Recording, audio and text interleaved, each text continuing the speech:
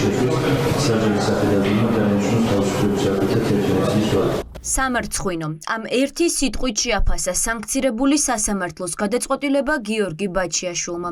ციხეში 11 წლით ასეთია მოსამართლის ვერდიქტი, თუმცა ივანიშვილის ამ სურვილს აღსრულება არ უწერია.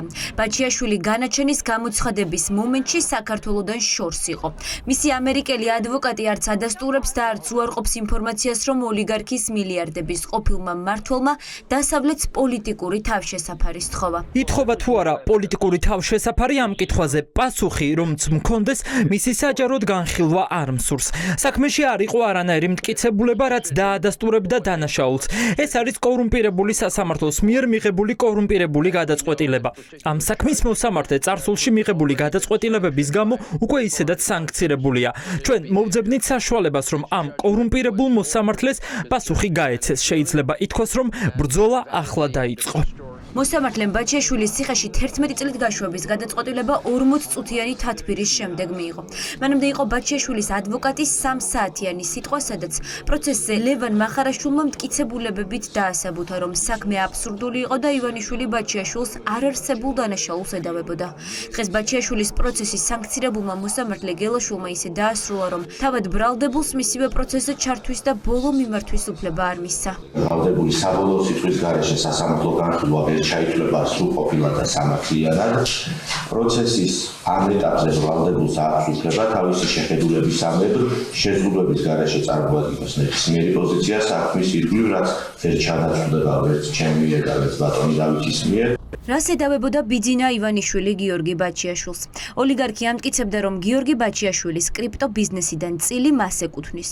ამის დასადასტურებლად ბიძინა ივანიშვილს ის სესხი მოჰყავს, რომელიც ბაჩიაშვილმა ქართულ ბანკიდან 2015 წელს აიღო. ივანიშვილის თქმით, თანხა, რომელიც ბაჩიაშვილმა ისესხა, რეალურად არა სესხი, არამედ ინვესტიცია იყო. ამიტომ მას როგორც ინვესტორს ბიტკოინები ეკუთვნოდა. ოლიგარქის ამ სიტყვებს არანაირი მტკიცებულება არ ამყარებს, თუმცა სასამართლოსთვის ეს პრობლემა არ აღმოჩნდა. რო გითხრათ, ეხლა რაღაც ძალიან გასაკვირი იყო თქო, ნამდვილად არა. თუმცა ისე დეტალურად მქონდა მე გამოძიების და სასამართლო განხილვის ხარვეზებზე საუბარი, იმეც ვიტოვებდი, რომ შესაბამისად მეტნაკლებად რაღაც სხვაგვარ გადაწყვეტილებას მიიღებდა სასამართლო. თუმცა არაუშავს, ბრძოლა გრძელდება, ეს არის მხოლოდ პირველი ეტაპი, პირველი ინსტანცია. სად არის ბაჩიაშვილი? ეს მხოლოდ ივანიშვილის ყოფილმა ფინანსისტმა იცის. ქართული ოცნების სურვილის მიუხედავად ამ დრომდე ინტერპოლს მასზე ძებნა არ გამოუცხადებია. ინტერპოლის ვებგვერდზე ძებნილთა სიაში ბაჩიაშვილის გვარი არ იძებნება. შინაგან საქმეთა სამინისტრომ, რომელიც ბაჩიაშვილს ეძებს, მისი კვალი აბუდაბიში დაკარგა. სად წავიდა არაბთა გაერთიანებული საამიროებიდან რეჟიმმა არ იცის. Სამულ შემთხვევაში საუბარი არის 6.305.000 ამერიკული დოლარის ღირებულების კონტრაქტზე, სადაც ბრალდებულის მონაწილეობა იყო მხოლოდ 1.305.000 ამერიკული დოლარის ფარგლებში, ხოლო დანარჩენი იყო დაზარალებული ინვესტორის შესაბამისად ბრალდებულმა პირველ რიგში ვალდებული იყო, რომ პროპორცია შესაბამისი მოპოვებული ბიტკოინების გაენაწილებინა, თუმცა ეს არ მოახდინა და სრულად მიითვისა, ასე ვთქვათ, მთლიანად გამომუშავებული. ეგრეთ წოდებული ბიტკოინების საქმე სტრასბურგში წავა, თუმცა იქამდე საქართველოში ყველა ინსტანცია უნდა გაიაროს. ჯერ სააპელაციო სასამართლო, შემდეგ კი უზენაესი.